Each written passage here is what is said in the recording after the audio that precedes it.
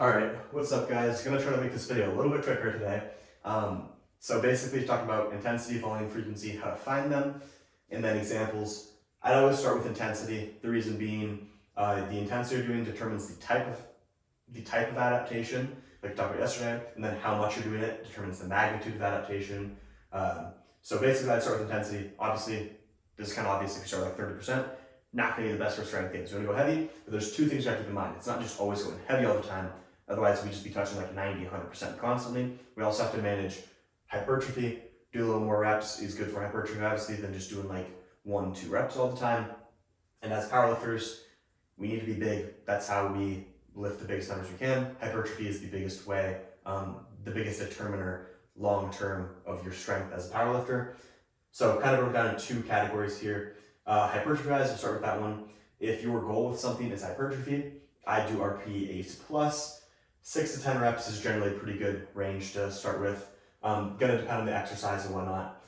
And then if your goal is like strength, you're like, especially like competition movement or variation, I do 70+%. If you're doing much lower than that, it's not gonna be super great for getting you exposed to heavy weights. And then also, even if there's a time and a place to do like 50% for technique work, for sure. However, past a certain point, it's not going to be that useful because you can make anything feel good technique-wise at 50%. So if you try to go to 90%, suddenly the same technique might not hold up. And then even if the technique is good, you need to practice it at heavy weights. Even like 70% is going to be sufficiently light generally to practice technique really well. RPE-wise, it's going to vary a lot, honestly, depending on what the goal is. Like if it's technique, you're doing 70% doubles. Versus a top set. So I wouldn't necessarily say there's like a hard and fast rule like there is for hypertrophy, but maybe like an average in the program, I'd maybe say like an RPE 6 or something.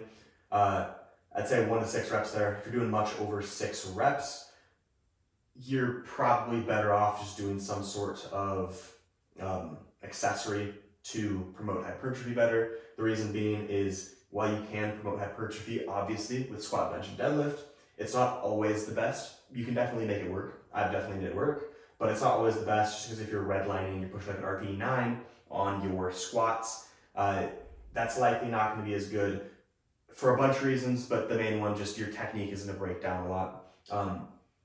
So I'd outsource that to something else, do 6 to 8 reps with variation, with like an accessory. Volume-wise, once you have your intensity, figure out how much volume you or someone else you coach can handle. It's going to be individual. I will say a couple things about these numbers. These numbers are probably lower than average. These are my lowest and highest I've program for current athletes. So 3 to 6 sets of squats with 0 to 4 sets of quad accessories, 4 to 10 sets of bench with 1 to 4 sets of chest accessories, and then 2 to 5 sets of deadlift with 0 to 2 sets of hinge accessories like an RDL or a back extension. Obviously everyone's gonna have like, hamstring curls or overhead press or triceps on top of that, and then of course, like back work, calf work, abs, whatever.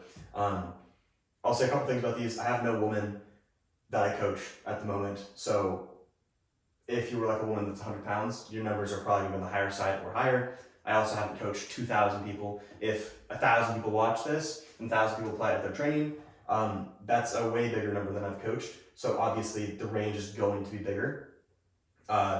Another one is the averages of my lifters. I have lifters stronger this, weaker than this, but I averaged all the numbers today. My average athlete squats 210 kilos, that's 463. 140 kilos on bench, that's 308 in pounds. 255 on deadlift, that's like 562 in pounds, and they weigh 87 kilos. I think that's like 192 pounds or so. So yeah, keep that in mind. If you were like way stronger than this, there's a good chance it can be lower. If you're weaker, good chance it might be a little bit higher or just on the higher or lower side.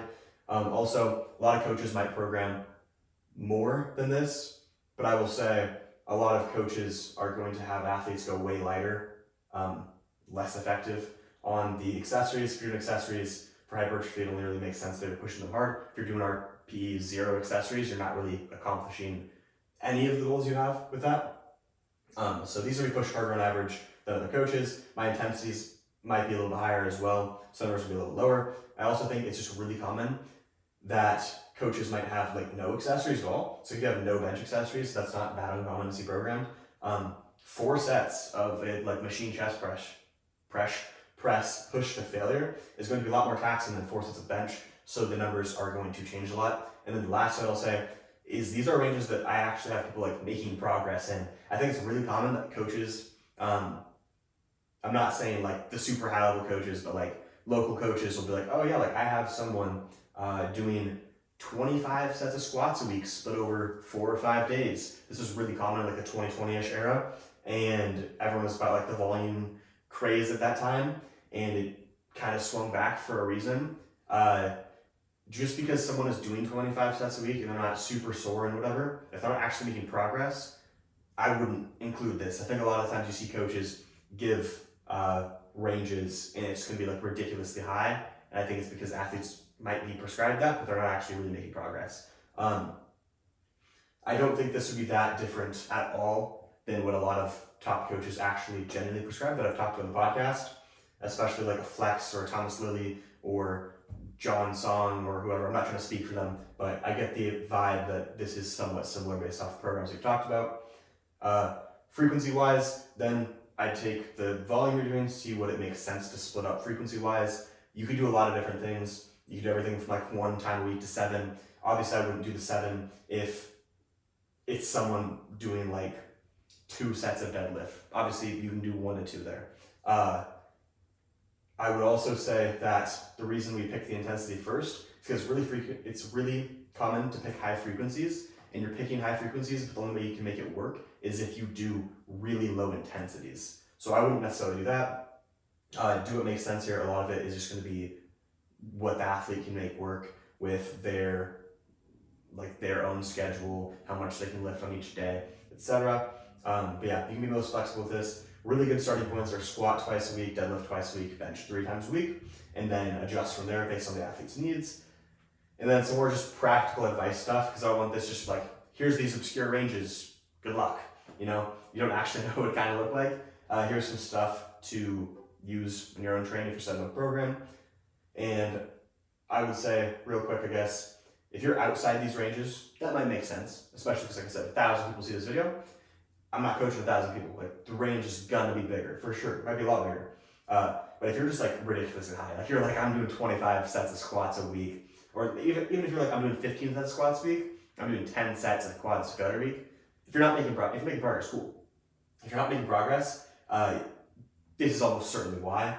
I'll also say, well, there are people that clearly make it work, like Agata. A lot of her days on like deadlift are very, very light. She's only touching like 3 reps and she pulls nearly 5.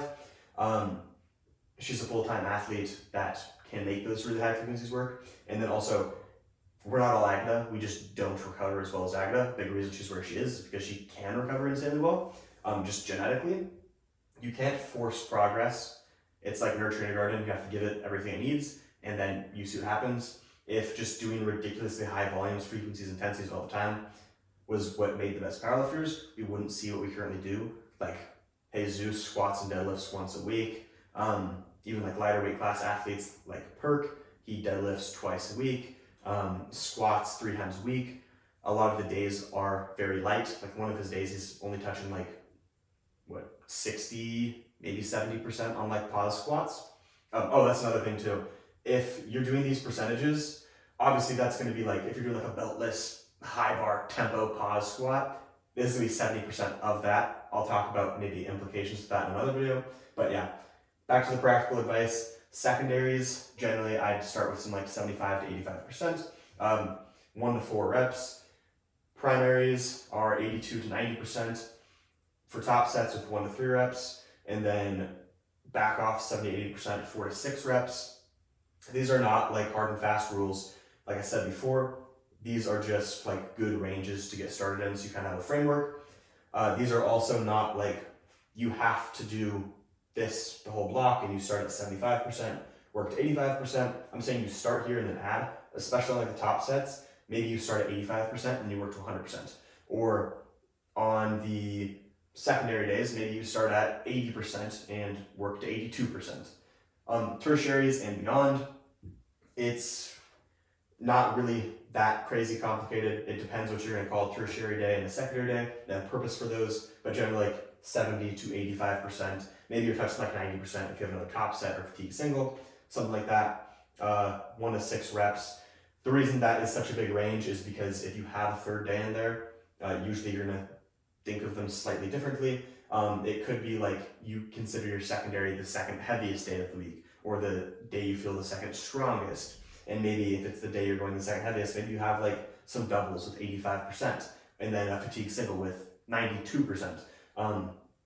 And then, but you maybe feel the weakest on that day, even though you're in the second heaviest. And then on the tertiary day, maybe you do like 75% for fives, but you feel pretty fresh. It just depends how you set up the week. The terms don't really mean a ton.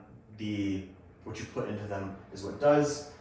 I think that's pretty much everything. If you have any questions, leave them down below. Please like, comment, share, and subscribe if you enjoyed the video. And then if you're interested in coaching, the form for that is in the description. Thanks for watching.